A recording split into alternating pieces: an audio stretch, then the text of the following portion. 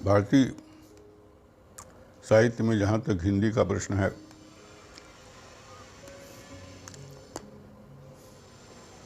पहले ये जानना आवश्यक है कि आज के लगभग 2500 वर्ष पहले गौतम बुद्ध ने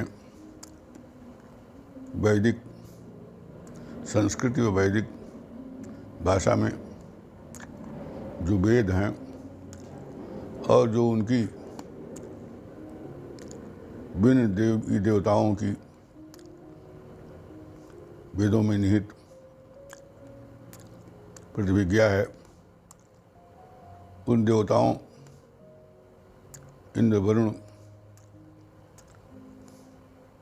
आदित्य आदि के लिए जो यज्ञ का विधान है, उस यज्ञ के विधान में हवन करने, देवताओं को आहुति देने और आहुति के बदले मानव लोक में रहने वाले मनुष्यों को विभिन्न प्रकार के भोगों की प्राप्ति की एक चेतना, एक परिदृश्य दिखाई पड़ता था। उस समय यज्ञ के नाम पर बलि प्रथा थी, हवन की पद्धति थी और अनाज आदि के साथ साथ हवन करने के लिए विभिन्न पशुओं के रक्त और मांस के भी हवन करने की प्रथा थी। एक तरह से वैदिक काल का जो समाज था वो हिंसक समाज था और एक तरह से ये सही है कि वेदों का जो आगे चल कर के उपविंगण हुआ, जो उस पर उपवेद अगर लिखे गए, अगर वगैरह लिखे गए, उसमें आध्यात्मिकता आई। आरण्यक ग्रंथों में, उपनिषदों में वो ब्रह्मचिंता और जिज्ञासा के बाद बातें आईं, लेकिन प्रारंभिक तौर पर तो भोग विलास देवताओं में भी था। उन देवताओं को प्रसन्न करने के लिए हवन करने की पद्धति थी, यज्ञ करने की प्रवृत्ति थी और यज्ञ के कारण एक तरह का भोग प्रधान समाज बन रहा था और अपने भोग के लिए प्रकृति के अनेक जीव जंतुओं के वध, हिंसा आदि की भी व्यवस्था थी।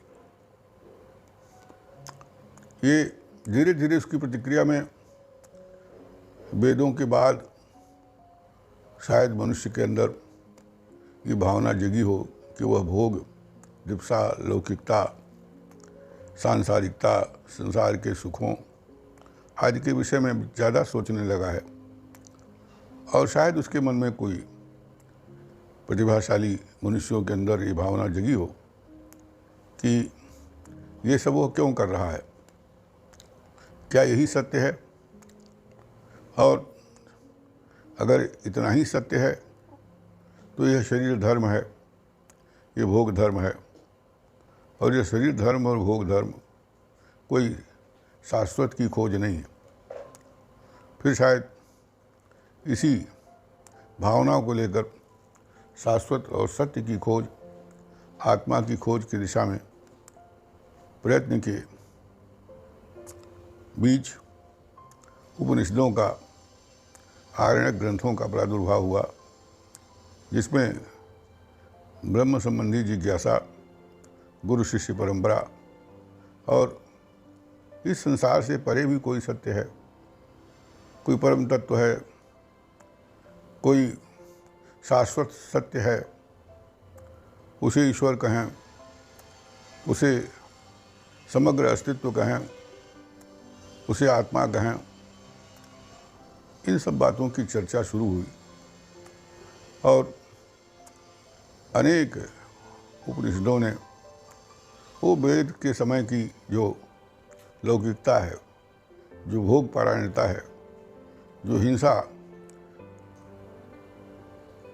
को भी अपना करके शारीरिक सुख पाने की चेतना वाला समाज था, उस समाज के प्रति एक प्रकार की प्रतिक्रिया हुई। इसीलिए उपनिषद काल आया और फिर किसी परम रस की परिकल्पना की गई। परमात्मा को रस कहा गया।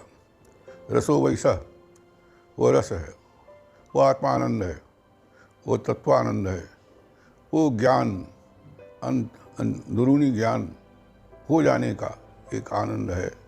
इस तरह की बातें इन उपनिषदों में आईं।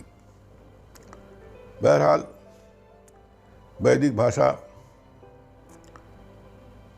कैसे उत्पन्न हुई होगी, ऋषियों ने जो ऋचाएँ जो कहीं, जो वचन कहे, जिनका संग्रह ऋग वेद, यजुर्वेद, सामवेद, अथर्ववेद संहिताओं में मिलता है, वो भाषा कैसे बनी होगी, इसका इस समय केवल अनुमान लगाया जा सकता है। मेरी दृष्टि में कोई न कोई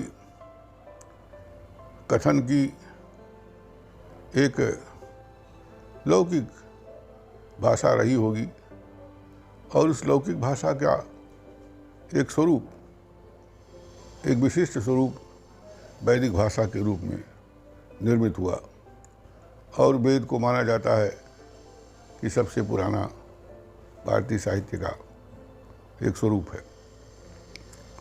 हिंदी का संबंध इस वेद की भाषा से नहीं, बल्कि वेद के पहले भी जो लोक भाषा रही होगी, क्योंकि मनुष्य की जाति ने भाषा जो खोजी होगी, जो उत्पन्न हुई होगी संवाद के रूप में, वो लोक भाषा ही रही होगी।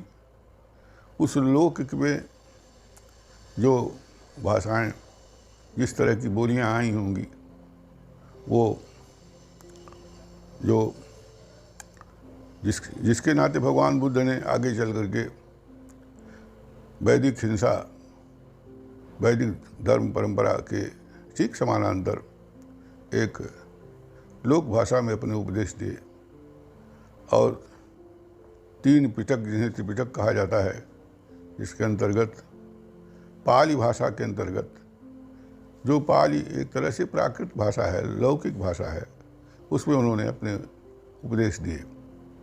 उसका संग्रह त्रिपिटक कहलाता है, धम्मपद आदि कहलाता है। तो गौतम बुद्ध के समय में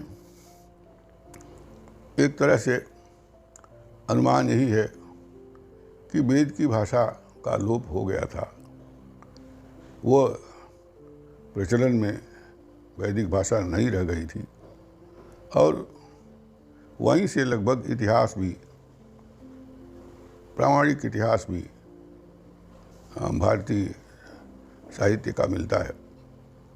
तो हिंदी जो उत्तर भारत, मध्य भारत की भाषा है, इसमें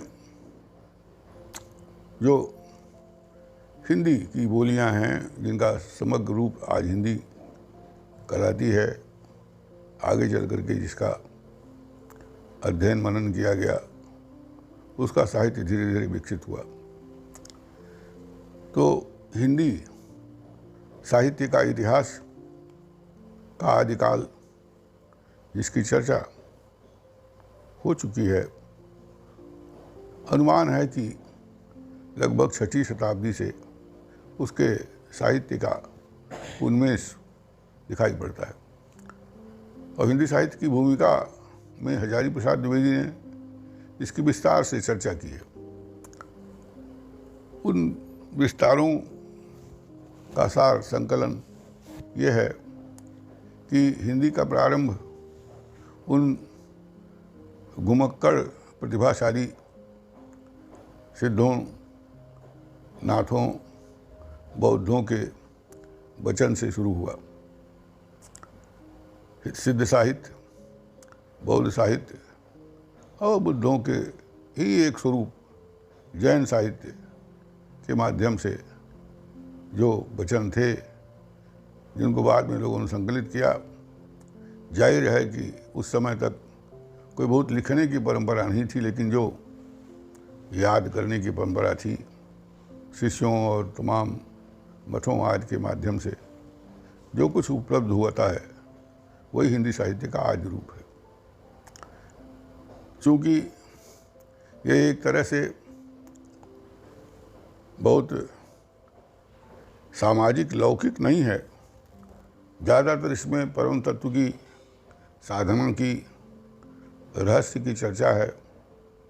और इसीलिए आचार्य शुक्ल ने अपने हिंदी साहित्य के इतिहास में इसका थोड़ा उल्लेख तो किया, लेकिन उसे हिंदी साहित्य का आदिकाल नहीं माना और यह कह करके छोड़ दिया कि चूँकि यह कूट भाषा है, कुछ रहस्यात्मक है और इसका बहुत साधनात्मक रूप होने के नाते समाज से उतना संबंध नहीं है, इसलिए इसको उन्होंने हिंदी साहित्य के इतिहास का आदि रूप तो माना, लेकिन इसके आधार पर आज व्यक्तिगत नाम उन्होंने आदिकाल या सिद्ध साहित्य काल ऐसा कुछ नहीं कहा। और बाद में जो हमारे जो ग्रंथ मिलते हैं, जिन ग्रंथों में काव्य ग्रंथ, खास तौर से रासो ग्रंथ, जिसमें अनेक प्रकार के राजाओं की वीरता की कहानियाँ, उनके जो चारण कवि थे, जो उनकी प्रशंसा में बोलते थे, उनकी लिखते थे, पद बनाते थे, कविता बनाते थे, काव्य लिखते थे, उनके जो साहित्य है, उनका जो साहित्य है, जिसमें राजाओं के युद्धों का, खास तौर से युद्ध उस समय धन हरण या नारी हरण के लिए होते थे, तो चूँकि नारी आ गई, स्त्री आ गई, उसके लिए युद्ध होते थे, इसलिए उसमें श्रृंगार भी जुट गया।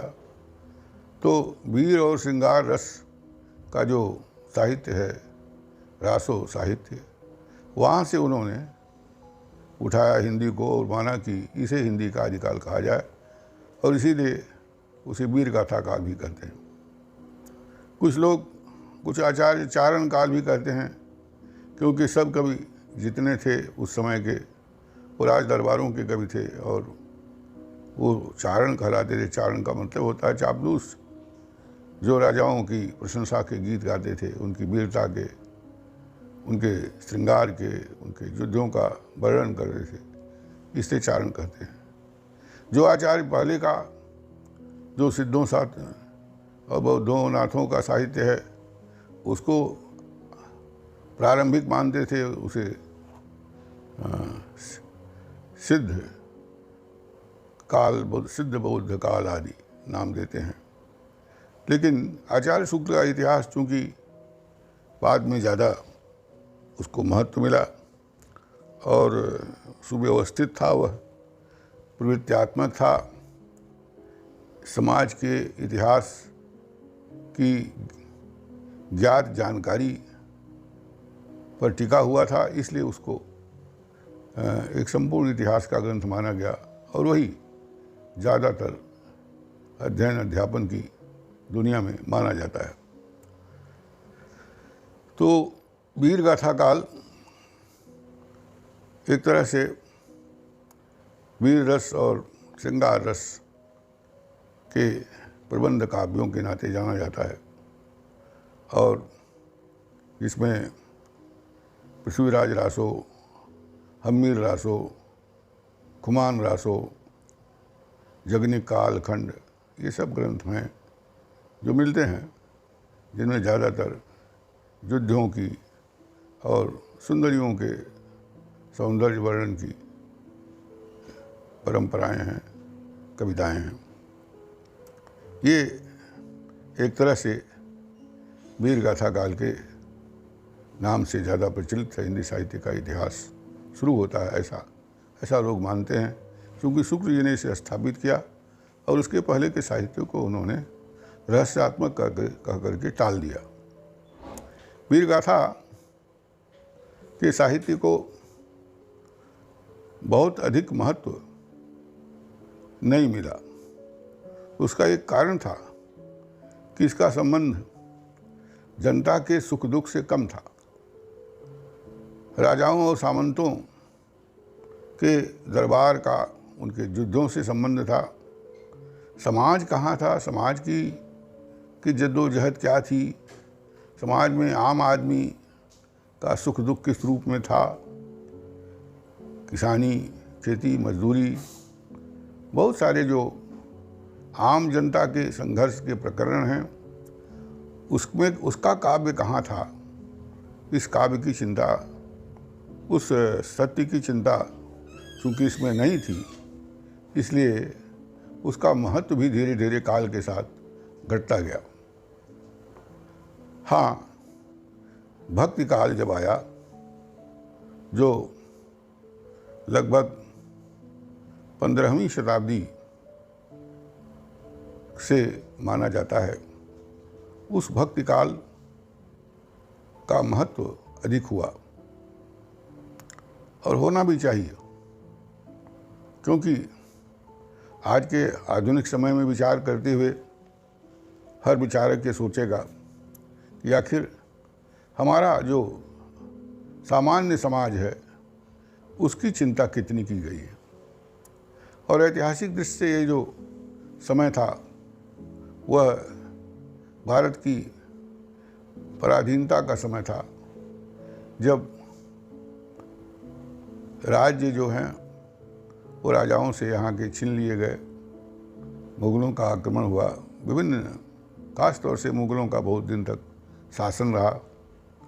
तो आचार्य शुक्ल ने जो वीर गाथा काल की सारी जो भक्ति काल की भूमिका प्रस्तुत की, उसमें यही कहा कि जो राजा पराजित थे उन राजाओं के दरबार में रहने वाले चारण कवि जो थे वो भला कौन सा मुंह लेकर उन हारे हुए राजाओं की प्रशंसा करते, और क्या कान लेकर के वे राजा अपनी प्रशंसा सुनते। और चूँकि आम जनता राज्य और राजनीति के अधीन होती है, इसलिए जैसा राजा होता है उसी प्रकार की चेतना का प्रभाव समाज पर पड़ता है। तो समाज भी धीरे धीरे उससे विमुख होता गया, क्योंकि राजा निराश हो गए, दुखी हो गए, उनके कवि निराश और दुखी हो गए, तो जनता के अंतर भी पराधीनता के कारण एक दुख समा गया, एक निराशा समा गई। और आचार्य शुक्ल ने बहुत अच्छा विश्लेषण किया कि पूरा जो हिंदी भाषा भाषी या हिंदी की बोलियों का, हिंदी तो विभिन्न बोलियों का एक तरह से पुंज है, संगठन है, तो उसके जो वहाँ जो निराशा आई, वो निराशा एक तरह से दुनिया में प्रवृत्त होने की जो भाग दौड़ है उसके बजाय वो ईश्वरोन्मुख हो गई। आमतौर पर मनोविज्ञान भी यह है कि जो हार जाता है वो हरि के पास, हारे को हरि नाम। तो कल्पित ही सही भगवान के शरण में जनता भी गई, कवि भी गए, राजा गए होंगे कि नहीं गए होंगे ये तो नहीं मालूम, गए ही होंगे। हालांकि राजाओं का अहंकार नहीं जाने दिया होगा उनको उस दिशा में, लेकिन जो साहित्य के मूल में हैं साहित्यकार, और जो साहित्य के को पढ़ने, सुनने, समझने वाले लोग हैं, उन सब के मन में उस काल में एक तरह की भक्ति भावना आ गई, यानी भगवान की शरण में ही जाओ। क्योंकि यह समाज तो हमें, ये जो उस समय का समाज था जो पूरा हिंदी भाषाभाषी क्षेत्र था उसमें भयंकर निराशा आ गई थी। तो उस निराशा, उस पराधीनता के बीच आशा की किरण शायद ईश्वर के शरण में हो, तो इसलिए भक्ति काल का प्रादुर्भाव हुआ। और ये भक्ति किस रूप में, किस तरह के ईश्वर में हो, क्योंकि ईश्वर कहीं एक तरह दिखाई भी नहीं पड़ता है, निराकार है, कोई आकार तो नहीं है उसका, अभिगत गत कुछ कहत ना आवे, वो समझ में तो आता नहीं, हवा की तरह, आकाश की तरह है, क्या है क्या नहीं है। तो अज्ञात एक निराकार रूप की संभावना बनी और भक्ति काल का उदय हुआ। तो प्रारंभिक स्तर पर निर्गुण निराकार के प्रति कवियों का आकर्षण हुआ और भक्ति काल की एक शाखा, निर्गुण शाखा ने साहित्य को, भक्ति काल को जन्म दिया, जो संतों का साहित्य है। संत भी भक्त ही थे। नाम चाहे राम का लेते हों, लेकिन वो राम उनके नहीं हैं जो राम दशरथ के पुत्र थे, जिनका अवतार हुआ, जिनका रूप वर्णन मिलता आगे चल कर के सगुण भक्त कवियों में, तुलसी में और दूसरे लोगों में। वो राम कोई निराकार राम थे, घट घट व्यापी राम थे। राम एक नाम है, एक बहाना है, किसी अंदर रहने वाले परमात्मा का नाम राम है। कबीर ने बहुत अच्छा कहा है कि कस्तूरी कुंडल बसे मृग ढूंढे बनमाही, ऐसे घट घट राम है दुनिया देखे नाहीं। वो राम, घट घट व्यापी राम जो हैं, वह मनुष्य के हृदय में बसते हैं, उसकी चेतना के अंतःतम में विराजमान रहते हैं, सर्वव्यापी हैं, वही सब कुछ करते हैं। उन्हीं को पाना उद्देश्य है, उन्हीं की शरण में जाना मनुष्य का वैकुंठ है, परम शांति है। तो जैसे कस्तूरी नाभि में होती है मृग के, हिरण के, लेकिन उसकी सुगंध से वह जंगल जंगल खोजता है, लेकिन वो अपने भीतर नहीं देख पाता है। कबीर ने तमाम तरह के वैदिक, ब्राह्मण, संस्कृत पूजा पाठ, मंदिर आदि भेद और जो थे वैदिक धर्म, सनातन धर्म के समानांतर एक ऐसे राम की परिकल्पना की जो राम सर्वव्यापी हैं, जिसमें ऊंच नीच या वैदिक सनातन धर्म में जो ब्राह्मण, शूद्र, वैश्य, क्षत्रिय आदि का विधान है, इसमें ऊंच नीच का विधान है, जाति पाति का स्वरूप था, उसके से अलग हर कोई उस परमात्मा को प्राप्त कर सकता है साधना के द्वारा। अपने भीतर झांक करके इस तरह की चेतना वाला काव्य प्रस्तुत किया। और उस समय तक मुस्लिम भी आ गए थे, उनका इस्लाम भी था, तो इस्लाम के मौलवियों को भी और हिंदू सनातन धर्म के पंडितों दोनों को उन्होंने फटकार लगाई और कहा कि परमात्मा न तो मंदिर में है न मस्जिद में है, कि परमात्मा तो अंदर है, वो प्रेम से जाना जा सकता है। प्रेम प्रगाढ़ हो तो परमात्मा का अनुभव अपने चित्त में कोई भी व्यक्त कर सकता है। वो स्त्री हो, अछूत हो, क्षत्रिय हो, वैश्य हो, ब्राह्मण हो, किसी जात, मनुष्य होना ही पर्याप्त है, मनुष्य होना ही योग्यता है। और ये इस मनुष्य का कोई बंटवारा नहीं है जात पात में, उच्चता और नीचता में, कोई इसकी श्रेणी नहीं है, सभी मनुष्य समान हैं। तो एक तरह से ये जो भक्ति काल है उसको सगुण संप्रदाय, भगवान विष्णु के रामकृष्ण अवतार की चर्चा और उसके किस्से, उनकी लीलाओं का वर्णन तो जो भक्ति साहित्य में मिलता है, वो तो राम के आदर्श और कृष्ण के बहुत सारे प्रेम आदि के मूल्य को जो बाद में प्रतिष्ठा प्राप्त हुई, जिसके नाते हिंदी भाषाभाषी क्षेत्र में रामकृष्ण की कथाएं, उनका काव्य चला, उसके नाते तो यह स्वर्ण युग है ही। लेकिन इससे ज़्यादा स्वर्ण युग इसलिए भी है कि एक बड़ा मूल्य संतों ने स्थापित किया, वो समानता का मूल्य था। एक तरह का आध्यात्मिक समाजवाद स्थापित किया।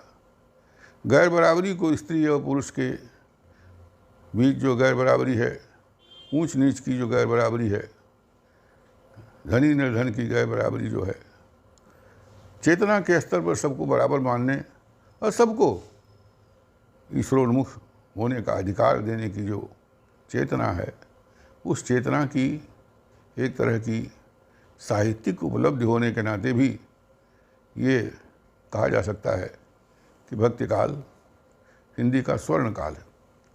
क्योंकि स्वर्ण काल केवल इस नाते नहीं हो सकता कोई काल, कोई साहित्यिक समय, उसके साहित्य का समय कि उसमें श्रेष्ठ रचनाएं आएँ, बल्कि श्रेष्ठ रचनाएं ऐसी हों जिसमें श्रेष्ठता की अनुभूति हो, श्रेष्ठता की प्रतिष्ठता हो, एक बड़े भाव की बात की गई हो, ऊंचे विचार जिसमें हो।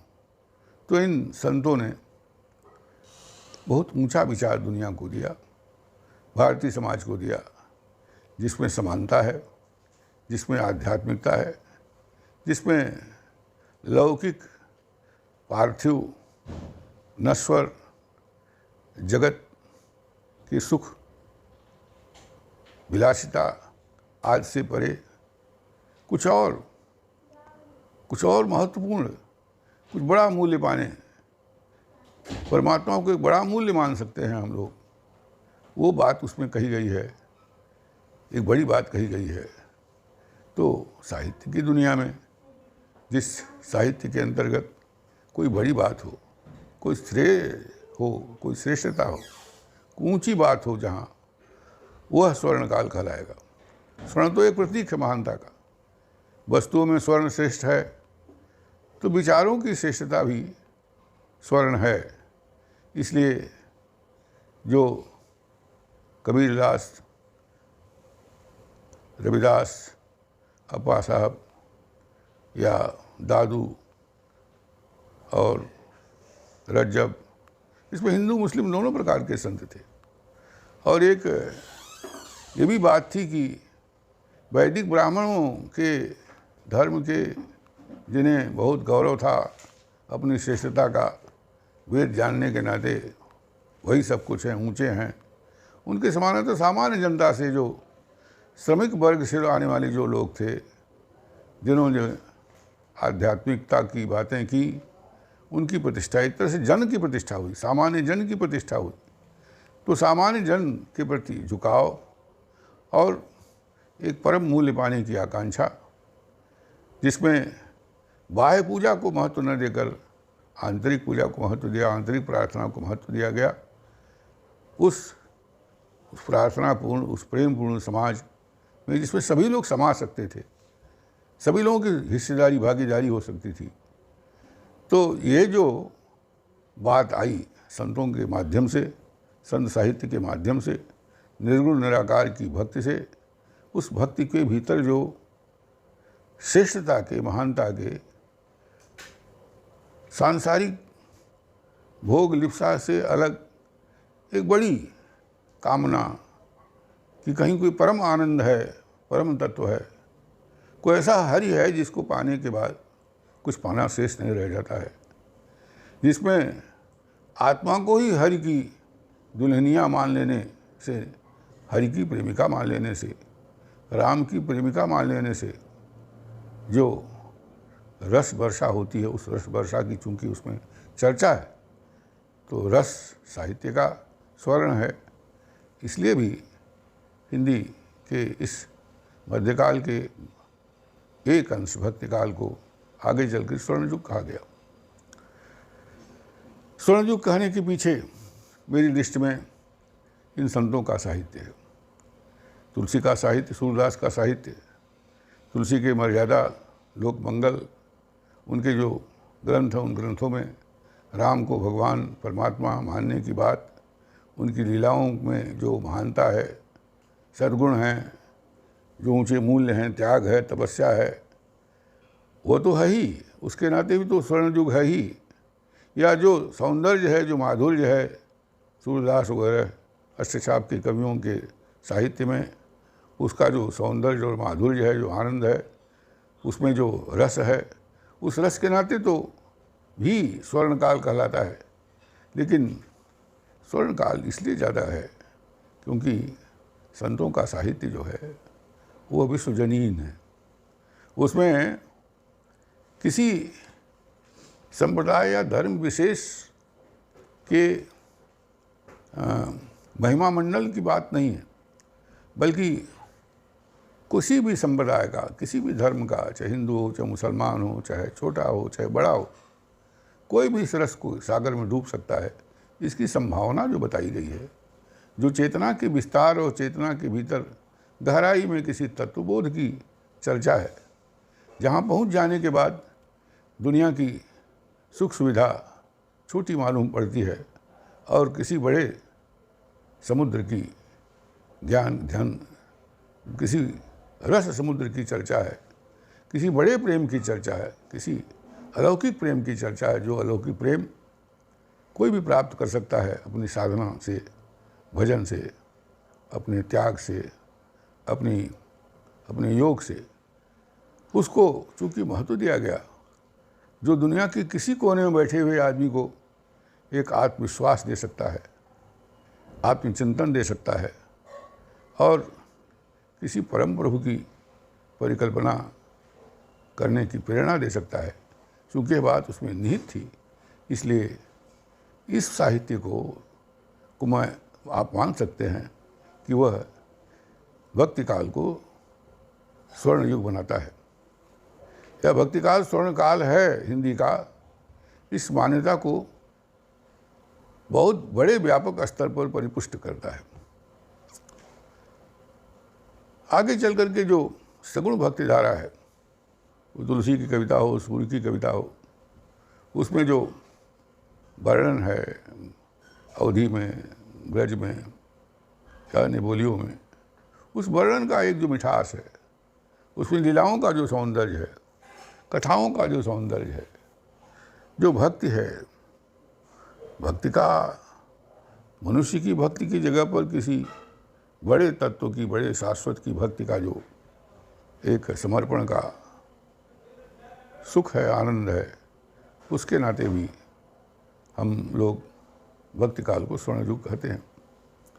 क्योंकि सूरसागर, रामचरितमानस और सूफियों का जैसी आदि का पद्मावत वगैरह, इन ग्रंथों की रचना हुई, तो संतों का विपुल साहित्य और सगुण भक्तों का जो विपुल साहित्य है, जो अनेक बोलियों में उपलब्ध है, जिसमें जो प्रेम है, जो एक तरह से प्रार्थना की पराकाष्ठा है, भक्ति की पराकाष्ठा है, माधुर्य की पराकाष्ठा है और लालित्य भी है भाषा का, जीवन के वर्णन की जो सुंदरता है, उस सुंदरता को जब हम पढ़ते सुनते हैं तो ऐसा लगता है कि यह साहित्य का स्वर्णिम काल है। तो भक्ति काल वीरगाथा काल के बाद आया। वीरगाथा काल समाप्त हुआ, समाप्त तो कुछ होता नहीं, उसके बीज तो बने रहते हैं, कहीं नहीं, हर युग में बने रहते हैं। क्या आधुनिक युग में क्या छायावादी प्रवृत्तियाँ समाप्त हुई? क्या प्रगतिशील साहित्य में छायावादी युग की प्रवृत्तियाँ खत्म हुई एकदम से? हाँ, प्रमुखता आ जाती है दूसरी चेतना का, तो उसके नाते उस युग का नाम दूसरा दे दिया जाता है। ऐसा नहीं है कि वीरगाथा की परंपरा खत्म होगी, वो खत्म नहीं हुई, उसका उल्लेख कम मिलता है, छिटपुट जो खोजियों को साहित्य मिल जाता है। लेकिन भक्तिकाल, निर्गुण निराकार की भक्ति और सगुण साकार की भक्ति, भक्ति का अर्थ है क्या है? उन्मुखता। माने हमारा सरोकार मुख्य ये पार्थिव जीवन न होकर के किसी अपार्थिव जीवन के प्रति हो जाए। पर पार्थिव जीवन के भीतर इसकी भाषा आती है तो पार्थिव की भी चर्चा होगी। मसलन अगर कबीरदास ने निर्गुण निराकार राम की प्रतिष्ठा की तो जहाँ वो राम के प्रेम की चर्चा करेंगे, उस निर्गुण निराकार राम की चर्चा करेंगे, उस राम के प्रति भाव व्यक्त करेंगे, तो भाव व्यक्त करते समय उन्हें समाज भी तो दिखाई पड़ रहा था कि लोग लड़ रहे हैं हिंदू मुसलमान के नाम पर, मस्जिद में चिल्ला रहे हैं ज़ोर ज़ोर से, घंटा बजा रहे हैं हिंदू, और तत्व का ज्ञान नहीं है। दोनों की फटकार भी आ जाएगी। समाज आएगा, क्योंकि चाहे भले ही परम तत्व की कविता लिखी जाए, लेकिन परम तत्व की कविता लिखने वाला मनुष्य होगा। मनुष्य समाज में रहेगा तो समाज के सरोकार तो आएंगे ही आएंगे। तो उन सरोकारों के नाते यथार्थ भी आया, चाहे कबीर हों, चाहे दादू हों, चाहे रज्जब हों, जो भी संत अप्पा साहब हों, रविदास हों। और ये भी आया कि ऊंच नीच की प्रथा थी, छुआछूत की प्रथा थी, घृणा की प्रथा थी। उस प्रथा के विरोध में भी चीज़ें आईं। एक सामाजिकता भी है, एक सामाजिक यथार्थ भी है। तो सामाजिक यथार्थ भी है और अनुभूति के चरम तत्व के रूप में भक्ति की प्रतिष्ठा है, निर्गुण निराकार की प्रतिष्ठा है। और जो सगुण भक्त हैं वो भी लोक की चर्चा करते हैं, क्योंकि आखिर राम अवतार हैं, कृष्ण अवतार हैं, तो कहीं ना कहीं लोक में ही तो होंगे। कृष्ण की लीलाओं का वर्णन होगा तो गोप गोपी समाज, ग्वालों की, गाय आज की चर्चा होगी, वन की चर्चा होगी, जमुना की चर्चा होगी, बांसुरी की चर्चा होगी, गोपियों के सौंदर्य की चर्चा होगी, यशोदा के दुख की चर्चा होगी, राधा के कष्ट की चर्चा होगी, वियोग की चर्चा होगी, संजोग की चर्चा होगी। तो उसमें समाज भी आएगा। और इसी तरह से तुलसीदास जी राम को पाने की बात कहेंगे तो राम को पाने के लिए इसी समाज में राम को पाना पड़ेगा। तो राम की कथा में जो वर्णन आएंगे, उस कथा में समाज आएगा, उस समाज में सुख दुख आएंगे, हानि लाभ आएगा, परोपकार और हिंसा भी आएगी, उसकी भी चर्चा होगी, अच्छे बुरे आएंगे। तो ये सब बातें आएंगी तो समाज तो किसी न किसी रूप में आएगा, सामाजिक यथार्थ तो आएगा। बस रामचरितमानस में अब जो आरंभ होता है वो गुरु के महत्व की चर्चा है। तो गुरु क्या है? संतों में ने भी गुरु की चर्चा की कि गुरु जो है वही ज्ञान देता है। गुरु सूफियों ने गुरु की चर्चा की। गुरु विरह की चिंगी मेला जो सुलगाए ले उसे चेला। गुरु चेले के अंदर उस परमात्मा के प्रति विरह तुम अलग हो, उस आग को जगाओ, उस चिंगारी को डाल देता है, और जो चेला जगा लेता है उस प्रेम को, वो शिष्य है, चेला है। और गुरु वंदना के रूप में संतों ने, कबीर ने भी, क्योंकि गुरु ही ज्ञान देता है। गुरु कौन है? जो जी रहे हैं लोग क्षुद्रताओं में, उन लघु में जी रहे हैं, उस लघु और क्षुद्रता में गुरु तत्व को श्रेष्ठ बातों की ओर जाओ, ये जो उन्मेष करता वही गुरु है। तो गुरु का महत्व निर्गुण निराकार में भी, सगुण साकार के कविताओं में भी गुरु का महात्म्य है। और वो महात्म्य बहुत महत्वपूर्ण है।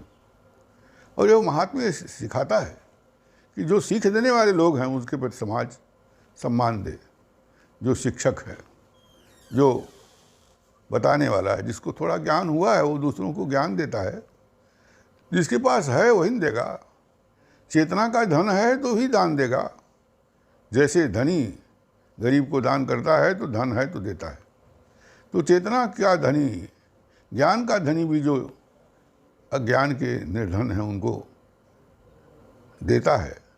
देने वाला गुरु है, पाने वाला उसका चेला है, उसका जो है अनुवर्ती है। तो ये एक परंपरा रही है। उस परंपरा को महत्व देने के नाते श्रेष्ठ और क्षुद्र के बीच जो संवाद है, वो संवाद भक्ति काल में विशेष रूप से उदित हुआ।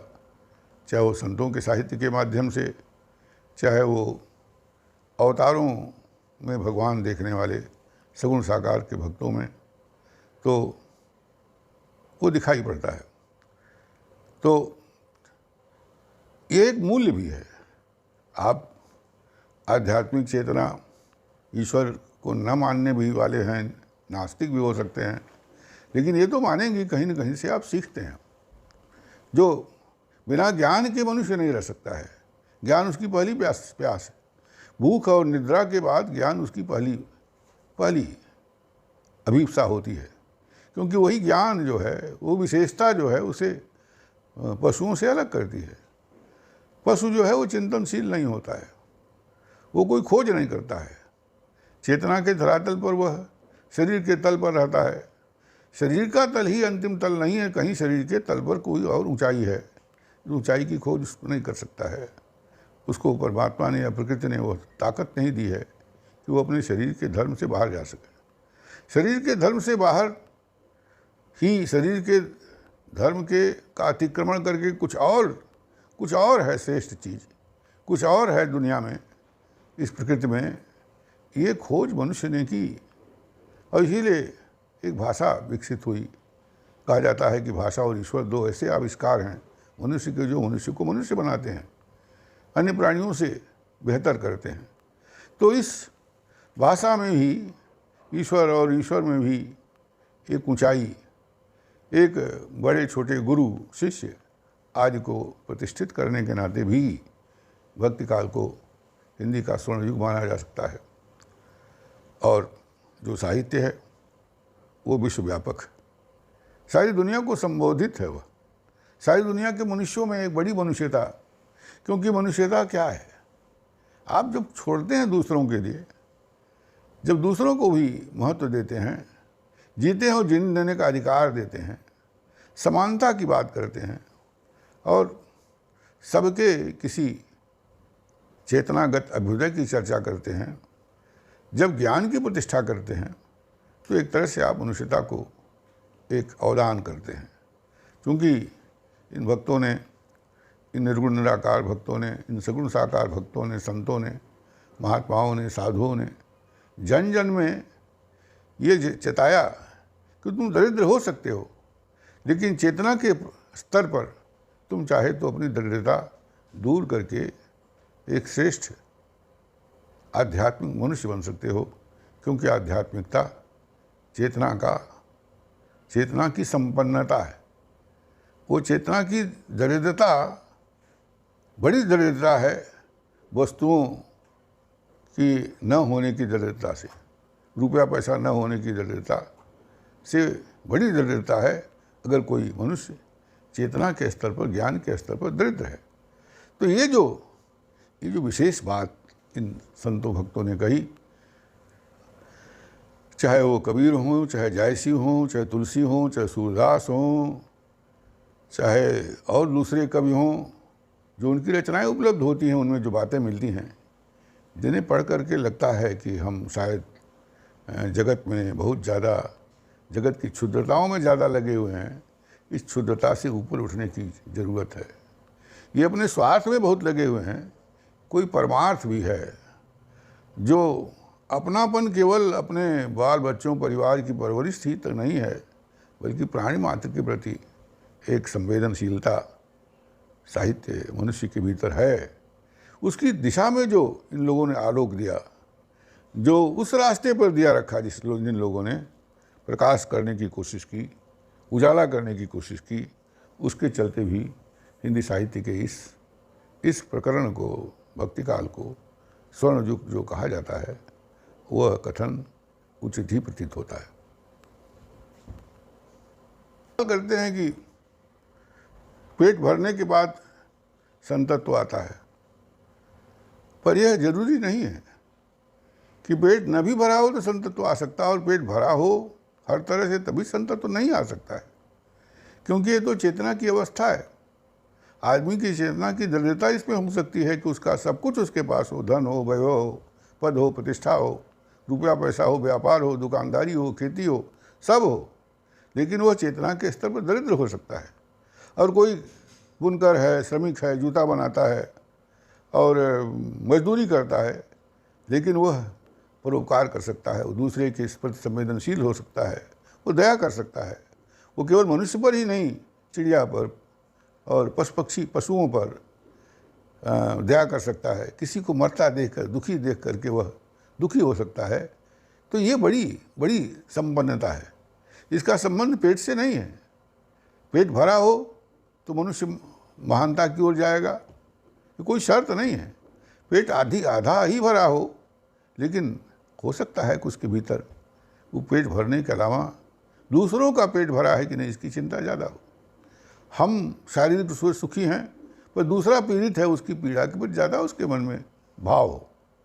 तो संत भाव जो है, संतत्व का संबंध कोई धन से नहीं है। इसलिए आप देख सकते हैं कि ये जितने भी संत हैं उसमें बुनकर है, जूता बनाने वाले लोग हैं, मजदूरी करने वाले हैं, खेती किसानी करने वाले हैं, श्रम करने वाले लोग हैं। वो राजा महाराजा नहीं है, कोई बड़े बड़े व्यापारी नहीं हैं, लेकिन इनके भाव ऊंचे हैं। तो और उस जमाने में क्या बड़े बड़े लोग नहीं रहे होंगे, धनीपति नहीं रहे होंगे, व्यापारी नहीं रहे होंगे, वणिक नहीं रहे होंगे, बहुत सारे लोग महान रहे होंगे धन के मामले में, सुख के मामले में, लेकिन उनके भीतर तो वो चेतना नहीं आई, क्योंकि चेतना का संबंध धन से नहीं है, बल्कि किसी प्यास से है कि यहाँ का जो सुख है वो नश्वर है, ये खत्म हो जाता है। हर बार धन आदि का सुख, स्त्री आदि का सुख, पद आदि का सुख आता है, फिर एक प्यास बनी, फिर भूख लगी रहती है, कोई परम शांति परम आनंद की अनुभूति नहीं होती है। तो ये जगाया जो गुरुओं ने, संतों ने लोगों के भीतर, आंतरिक रूप से धनी बनाने का काम किया, बाह्य रूप से धनी निर्धन का जिनके मन में कोई खास चिंता नहीं थी, क्योंकि उनका साहित्य है, इस नाते भी यह